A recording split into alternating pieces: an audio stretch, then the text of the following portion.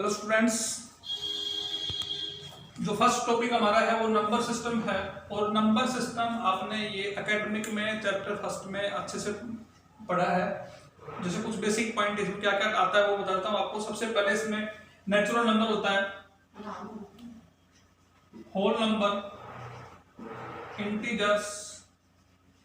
ये जो पॉइंट थे हमारे सब आपने 8th क्लास में अच्छे से पढ़े हुए हैं।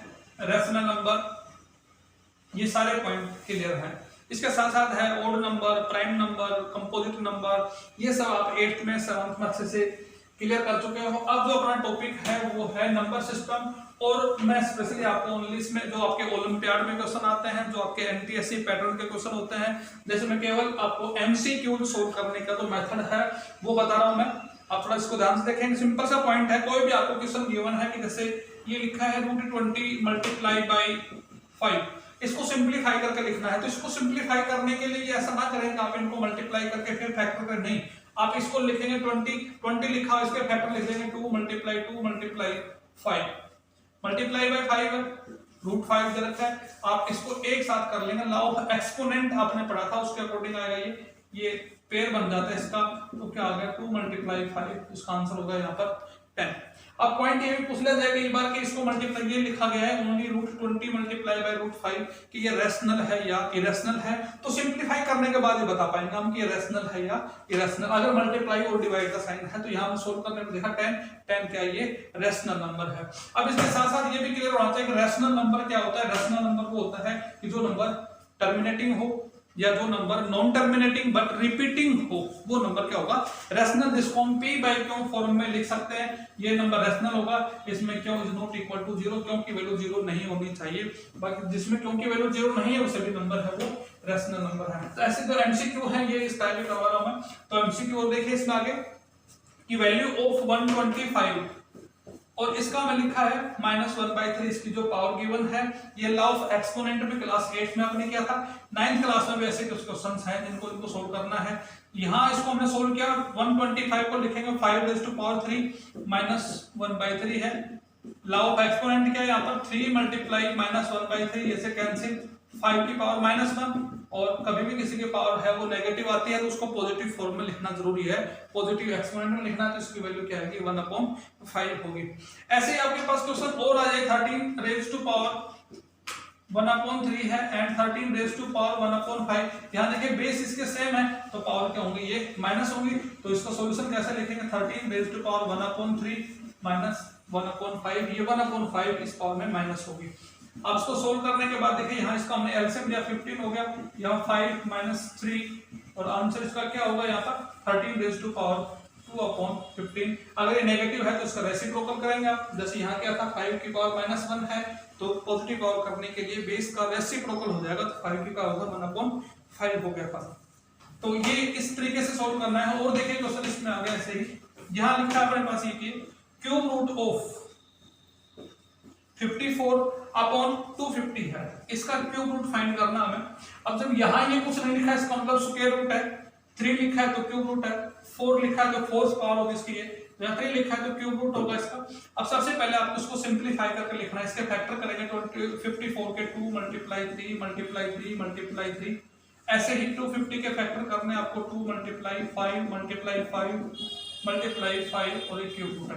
अब इसको सोल्व किया, 2 से 2 कैंसिल है। क्या देखा हमने 3 की पावर भी 3 है और 5 की पावर भी 3 है। इट मींस इसका क्यूब रूट तो 3 हो गया और इसका क्यूब रूट 5। तो इसका सिंप्लीफाई करने पर क्या मिला हमें 3/5 मिला है। हाँ, अगर मान लो इसके अंदर ये 5 हमारे पास और होता तो आप कैसे लिखते इसको ये लिख देते, यहाँ क्यूब रूट हो जाता है।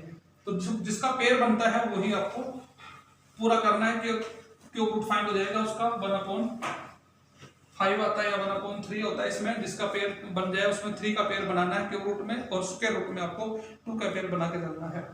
यहाँ ये लिखा है √2 के लिए पूछा गया है कि ये जो नंबर दे रखे हैं हमें, इसके ये रैशनल है, इरेशनल है, टर्मिनेटिंग है, नॉन टर्मिनेटिंग है। तो √2 नंबर क्या है, ये इरेशनल नंबर है।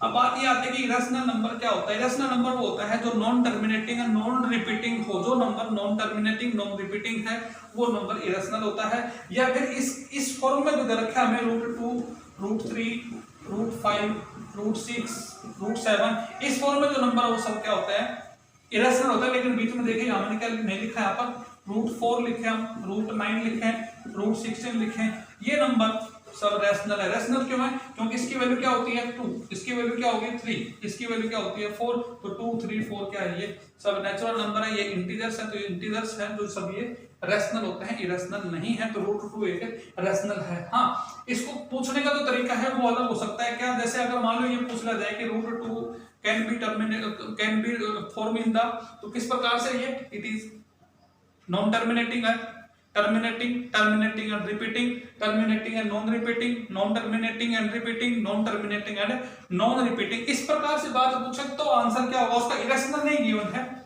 ये पूछा गया। इसका ऑप्शन में मिल जाए आपको √2 terminating first option, second option ले लिया जाए कि non terminating and repeating, non terminating and non repeating. इस प्रकार से पूछे तो क्या आंसर होगा, तो आपको ये देखना है कि √2 इरेशनल है, और इरेशनल नंबर वो होता है जो non terminating and non repeating है। तो √2 is non terminating, non repeating है।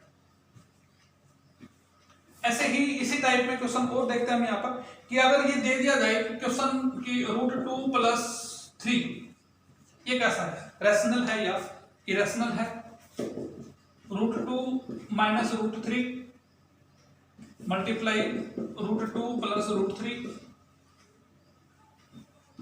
3 + √2,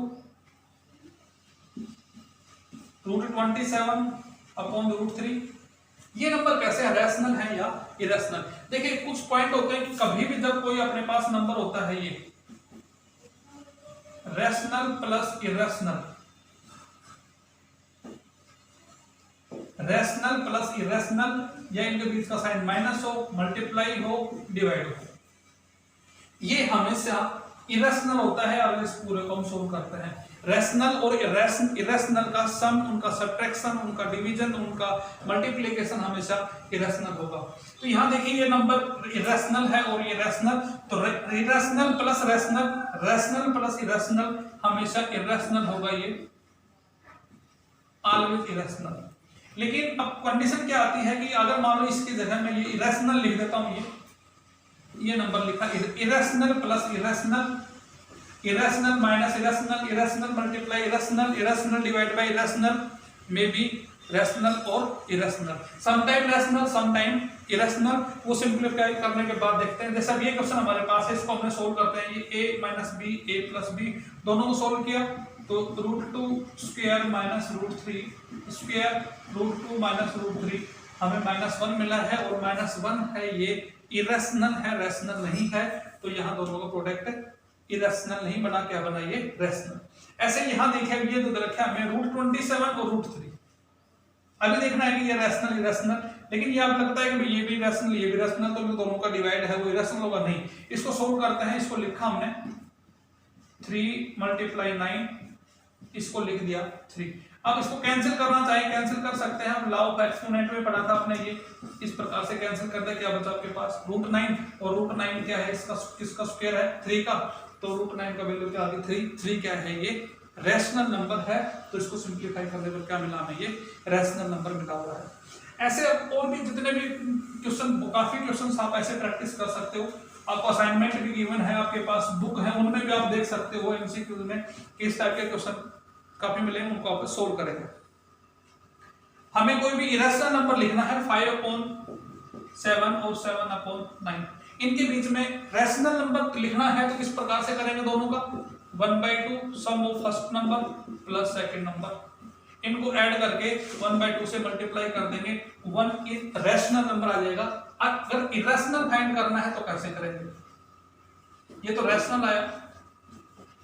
अब इनके बीच में आपको रैशनल फाइंड करना है तो किस प्रकार से करेंगे, सबसे पहले इनको डेसिमल में लिख लेंगे आप, क्योंकि रैशनल नंबर कभी p/q फॉर्म में नहीं होता है। इसको डेसिमल फॉर्म में लिखेंगे 5/7, इसको लिखा 0.71, ऐसे होता है। इसी प्रकार से 7/9 को लिखा हमने, इसको डिवाइड करने पर आएगा 0.77 ऐसे।